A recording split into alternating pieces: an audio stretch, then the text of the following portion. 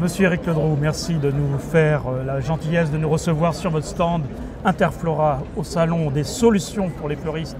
Interflora fait en relation avec Florametz. Justement, pour commencer, peut-être pouvez-vous nous dire pourquoi vous avez eu cette très belle idée, très belle initiative de réaliser le salon des solutions fleuristes à Paris. Bonjour Luc. Alors je dirais que maintenant, nous sommes l'après-midi et on commence à savoir si c'est une bonne idée puisque on a eu sans doute un peu plus de 700 visiteurs.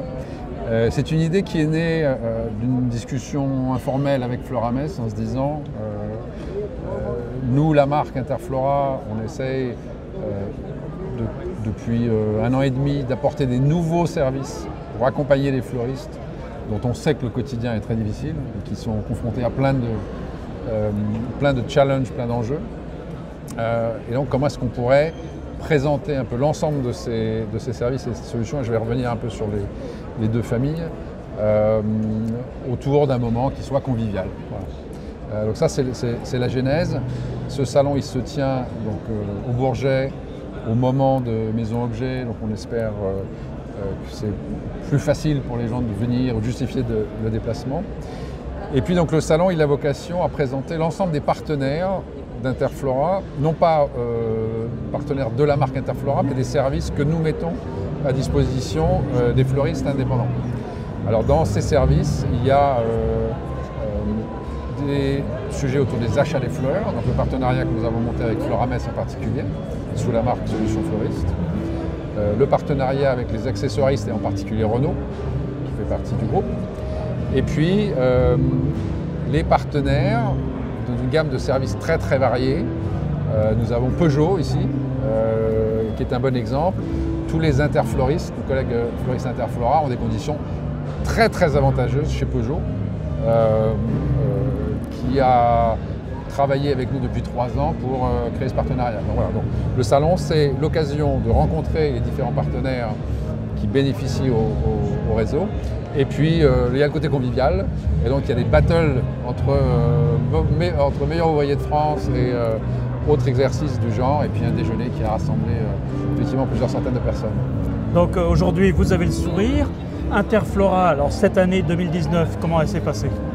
Alors, l'année 2019, il y a la partie business et puis il y a la partie comment ça s'est passé. Sur la partie business, on a une année qui a été globalement assez semblable à l'année précédente en termes de volume d'activité, malgré une fin d'année un peu tristounette, comme chacun le sait dans le monde du commerce. Ceci dit, l'événement le plus marquant pour nous, ça a été de tourner la page sur une transition technologique qui a été très compliquée. Et je ne vais pas essayer de me cacher derrière mon petit doigt. Vous savez qu'on a lancé en 2017 une évolution de certains de nos systèmes informatiques qui étaient vieux et qui en avaient besoin.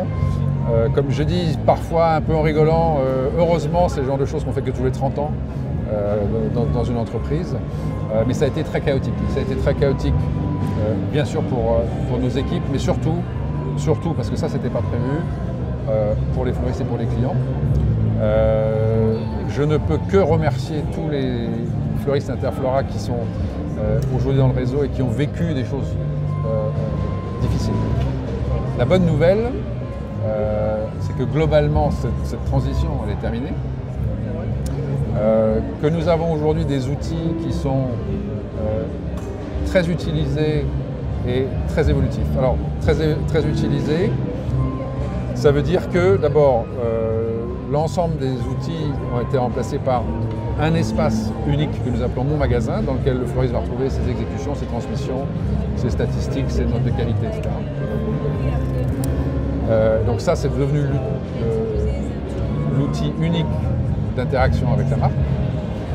J'aime rappeler, parce que on l'oublie facilement, qu'il y a 2 ans, nous avions 1000 fleuristes qui travaillaient par fax. Le fax, c'était très bien, ça avait des avantages, mais ça va disparaître. En 2022, les lignes analogiques vont disparaître. De toute façon, ça disparaît. Et ça va aller avec le Telex et avec le Minitel au cimetière des technologies. Voilà, donc il fallait faire un certain nombre de ces bascules. Et donc je parlais de Mon Magasin, et l'autre outil qui est très sympa d'utilisation, c'est l'application smartphone. Donc On a à peu près tous un smartphone en poche et il était vraiment pertinent de développer une application dans laquelle le fleuriste puisse recevoir en temps réel ses exécutions, appeler le destinataire, voir sur une carte où l'adresse se trouve, évidemment lire le bon de commande, faire les choses là. Et puis indiquer que la commande est faite, que la livraison est faite et de façon optionnelle prendre une photo. Ça, prendre la photo, c'est intéressant en cas de litige, par exemple dans les funérariums. C'est une application qui est très ergonomique, qui est utilisée tous les jours par un peu plus de 1500 fleuristes. Donc on y arrive, lentement. Et c'est une application qui aussi va délivrer les services parce que lorsque le bouquet est marqué livré, un SMS va partir au donneur d'ordre en disant ben voilà monsieur donneur d'ordre ou madame donneur d'ordre, votre bouquet vient d'être livré. Donc il y a une notion d'information en temps réel. Et aujourd'hui, on est tous clients d'Amazon et d'autres sites. On sait qu'on est anxieux, on veut de l'information en temps réel. Donc ça veut dire quoi? Ça veut dire que pour finir sur 2019 et puis peut-être parler de 2020, oui. On a mis en place des outils qui vont nous permettre d'évoluer maintenant dans des sphères un peu plus sereines et de mettre absolument la qualité du service que nous apportons aux fleuristes et aux clients au centre de ça. 2019 aussi a été le moment, en tout cas, de changement aussi en termes de management en interne. Il y a quelques personnes bien aimées qui s'en vont, d'autres qui arrivent. Est-ce que ça traduit aussi une nouvelle orientation d'Interflora pour 2020 ? Pas directement. Alors il est vrai qu'on a le départ de Klaus Knudsen qui était directeur du réseau pendant 4 ans et l'arrivée d'Eric Fulquet cette semaine, donc en janvier. Et ça, c'est une transition qui va se passer dans la continuité. C'est-à-dire que le sujet aujourd'hui, comme je disais, on a géré plusieurs années de difficultés techniques en particulier. Et aujourd'hui, on doit développer. Donc, je dirais que la feuille de route est différente, mais nous sommes dans la continuité. Et ce matin, je me suis exprimé auprès des présidents de club en disant, nous, notre engagement vis-à-vis du réseau, il est total. Notre objectif, c'est un réseau aux alentours de 4200 fleuristes. Et ça, c'est un objectif pour aujourd'hui, pour dans 5 ans. On a réfléchi à ce qu'est la bonne taille de réseau, le bon équilibre, etc. Et je le dis parce que ça a parfois été un sujet de fantasme.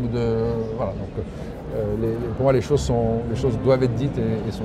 Voilà, donc on est dans cette continuité et avec une feuille de route plus orientée service aux fleuristes, service aux clients. Dans la partie service aux fleuristes, j'ai parlé des outils, ça veut dire qu'on veut construire aussi avec les fleuristes du réseau des outils qui soient de plus en plus faciles à utiliser. Donc on va, à travers des groupes de travail ou des études, faire ça. Et puis la résultante, ce sera le service aux clients. Parce qu'en fait, on voit bien, on mesure, on le vit au quotidien, quand on est tous alignés, le service aux clients il est là parce qu'on a le meilleur réseau de fleuristes de France et aussi le réseau des meilleurs fleuristes de France.